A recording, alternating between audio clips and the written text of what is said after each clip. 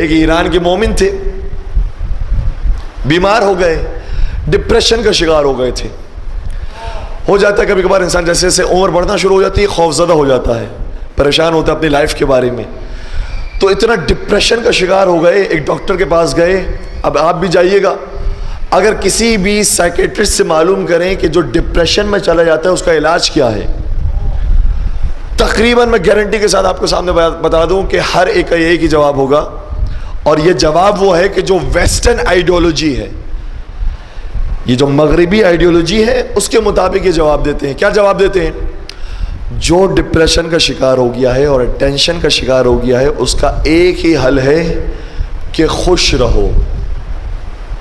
کہ خوش رہنے کے لیے کیا کریں؟ کہ بیچ پر چلے جاؤ، وہاں بہترین کھانا کھاؤ، اچھے کھانے پکاؤ، اچھا لباس پہنو، خوب گانے سنو، سیر و تفریح کرو. جتنا خوش رہو گے اتنا ڈپریشن سے نکل جاؤ گے.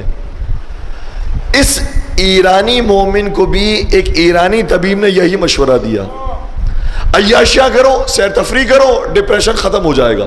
کہتے ہیں میں نے اس پر عمل کیا، میں نے ہر طرح کی عیاشی کر لی، حلال حرام سارے کام کر لیے، اور سارے کام کرنے کے بعد بجائے اس کے کہ میرا ڈپریشن کم ہو، ڈپریشن میں اور اضافہ ہو گیا. کیوں اضافہ ہوا؟ یہ نوجوانوں سوال ہے، کیوں اضافہ ہوا؟ اس لیے کیونکہ انگریزوں کی آئیڈیالوجی میں اور ہماری آئیڈیالوجی میں ایک فرق ہے.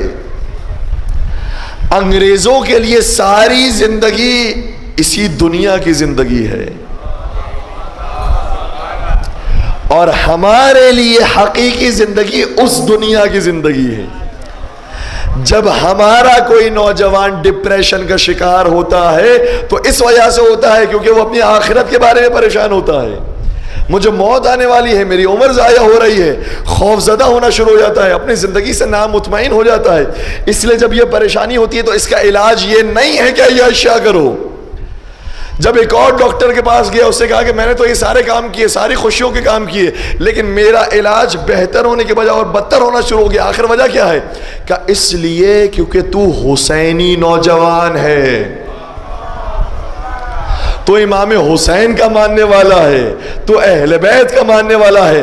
اگر اہل بیت کے ماننے والوں کو اپنا ڈپریشن کم کرنا ہے تو وہ مجلس حسین میں آئے، حسین کے نام پر آنسو بہائیں. جتنا حسین کے غم کو یاد کر کے روتے جائیں گے اتنا ہی ڈپریشن کم ہوتا جائے گا.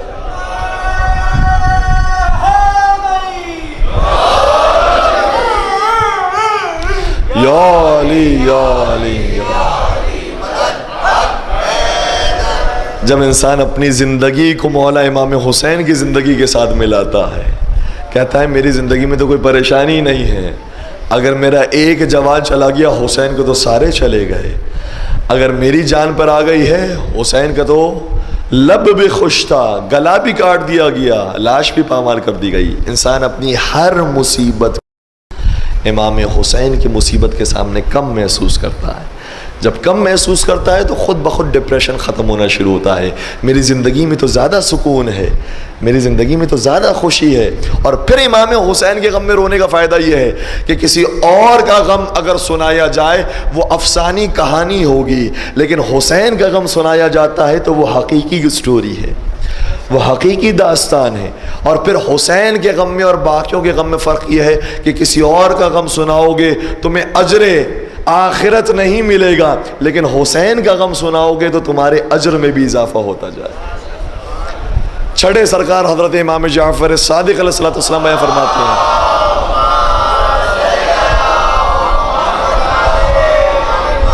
فرماتے ہیں جو شخص غم امام حسین میں صرف اتنا روئے کہ اس کی آنکھوں میں مچھر کے پر کے برابر آنسو آ جائے، مچھر کے پر کے برابر بھی آنسو آ جائے، خدا اس کے سارے گناہوں کو معاف کر دے گا. تو امام حسین کا غم دنیا کی مشکلات کو بھی آسان کرتا ہے، آخرت کی مشکلات کو بھی حل کرتا ہے. امام حسین کے غم کی، امام حسین کی مجلسوں کی بڑی برکات ہے.